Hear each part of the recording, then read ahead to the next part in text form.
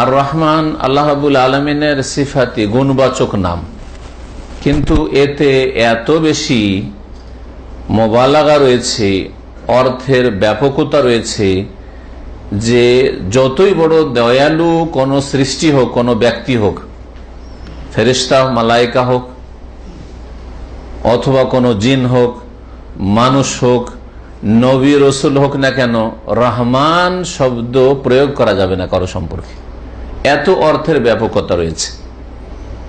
এই জন্য রহমান নামটি আল্লাহ রাব্বুল আলামিনের গুণবাচক নাম হলেও সেই নামটি একমাত্র আল্লাহর সাথে খাস, আর কাউকে রহমান বলা যাবে না।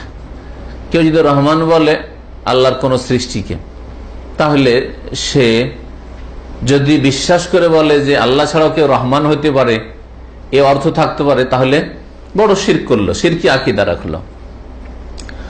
আর যদি কেউ বিশ্বাস করে না কিন্তু অজ্ঞতার কারণে আল্লাহর কোন বান্দাকে, কোন মানুষকে রহমান বলে, নাম আব্দুর রহমান, আমাদের দেশের লোকেরা তাদের জেহালত মূর্খতার কারণে রহমান ভাই বলে, মিস্টার রহমান, রহমান ভাই, হ্যাঁ এই বলে, তাদের অজ্ঞতার কারণে। এটা ভাষাগত শিরক।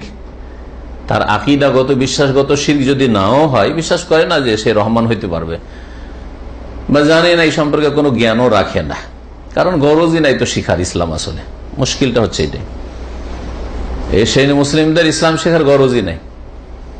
তো অজ্ঞতার কারণে যদি বলে, তাহলে তো কমপক্ষে তার ভাষাগত শিরক, শিরকে কওলি, শিরকে লফজি, শব্দগত ভাষাগত শিরক।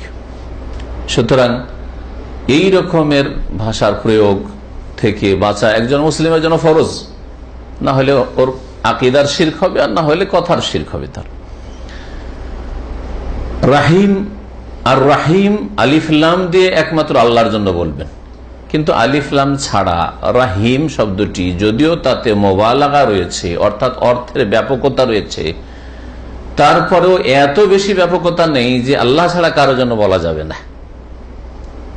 আল্লাহ ছাড়া কোন সৃষ্টির ক্ষেত্রে, কোন মানুষ, কোন জিন, কোন ফেরেশতার ক্ষেত্রে রহিম শব্দ বলা যেতে পারে। সুতরাং কেউ যদি বলে আমার আব্বা দয়ালু, আরবিতে বলবে আবি রাহিমুন, হ্যাঁ হ্যাঁ আমার বস দয়ালু, মুদিরি রাহিমুন, আল মুদির রাহিমুন, জায়েজ আছে। হ্যাঁ শেখ রহিমুন বলা জায়েজ আছে কোন দয়ালু ব্যক্তির ক্ষেত্রে, কিন্তু রহমানুন বলা হারাম, জায়েজ নয়।